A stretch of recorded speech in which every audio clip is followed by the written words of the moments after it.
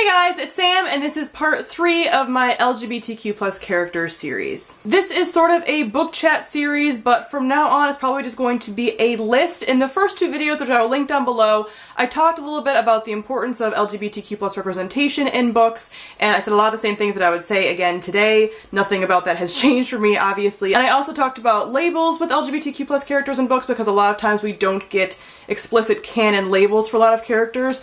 So I talked about that a little bit in the second video. So this video is going to be less of a book chat and more of a list, and not necessarily even a recommendations list. It's just going to include all the books that I've read that have had LGBTQ plus characters, and I'm going to list where on the spectrum those characters fall. So again, like I said, it's not necessarily recommendations, because some of these books I personally didn't like and wouldn't necessarily recommend. But this is just a list of characters that do fall on the spectrum, whether they're good representation or not, for people who are seeking out books with representation of a certain kind of character on the LGBTQ plus spectrum. So as far as labels, because I have talked about in the past and how I'm going to label certain characters, this is just canon representation, so it's characters that are explicitly shown or said that particular label. If a character has been shown to have a relationship that falls somewhere on the LGBTQ plus spectrum but doesn't use a label for themselves, I'm going to try to use something else, some other term to describe them, because I don't want to label them, especially if it's a bisexual or pansexual character, but they just show a relationship with one gender. So I don't want to do any of that, so I'm going to try to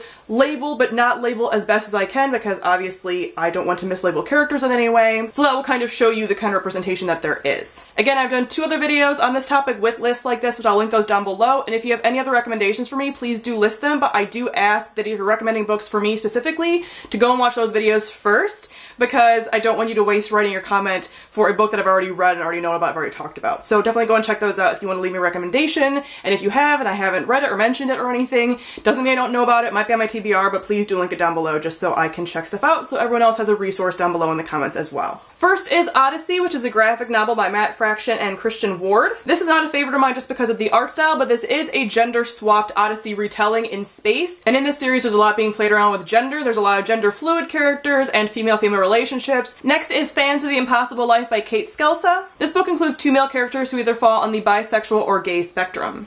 Then we have Cut Both Ways by Carrie Musrobian. I'm not a big fan of the representation in this one though, so definitely check out my review if you're interested and want to check this one out. Next is Six of Crows by Leigh Bardugo. One of the romances in here takes place between 2 of the main male characters. Then we have What We Left Behind by Robin Talley. One of the main characters in this story is a lesbian, and the other one is genderqueer, possibly transitioning into transgender. This one has some problematic representation. I will link some reviews down below for you if you're interested in checking this one out, especially regarding the transgender character. Then we have Amor Amor by Krista and Becca Ritchie. This book has 2 gay male side characters. Next we have Everything Leads to You by Nina LaCour. This has a lesbian protagonist and also has other lesbian side characters in the story. Then we have Blue is the Warmest Color by Julie Moreau, which is a graphic novel that focuses on a lesbian relationship. The Gracekeepers by Kirsty Logan has a heavily implied, if not author-confirmed, relationship between 2 female characters. Like I said, in the story it is just heavily implied and not necessarily explicitly shown, but you do definitely get that sense. And like I said, I believe the author has confirmed that that is a romance between 2 female characters. Under the Lights by Dahlia Adler includes a romance between the main female character and another female side character. Nimona by Noelle Stevenson includes a romance between 2 of the male side characters. Again, this is one that isn't necessarily explicitly shown in the canon. I believe that it is explicitly shown, but a lot of people have said that they didn't necessarily see it and they think it's a friendship, but Noelle Stevenson has confirmed that this is a romance between the 2 male characters. The Abyss Surrounds Us by Emily Skretsky includes a romance between the main female character and a female side character. This one's really good. It's one of my favorites. Aristotle and Dante Discover the Secrets of the Universe by Benjamin Almeida Sanz includes a romance between the 2 male main characters. Summer Days and Summer Nights, edited by Stephanie Perkins, includes multiple stories that have characters on the LGBTQ plus spectrum. The Magicians by Lev Grossman includes a side character who is interested in other men. The Long Way to a Small Angry Planet by Becky Chambers has a lot of characters that fall on the LGBTQ plus spectrum. It has characters that appear to be pansexual. It also plays around a lot with gender and different characters who transition between different genders throughout their lifetimes, because this is a science fiction story, so there are alien races that do that, as well as a romantic relationship between 2 of the main female characters. This one's another excellent one.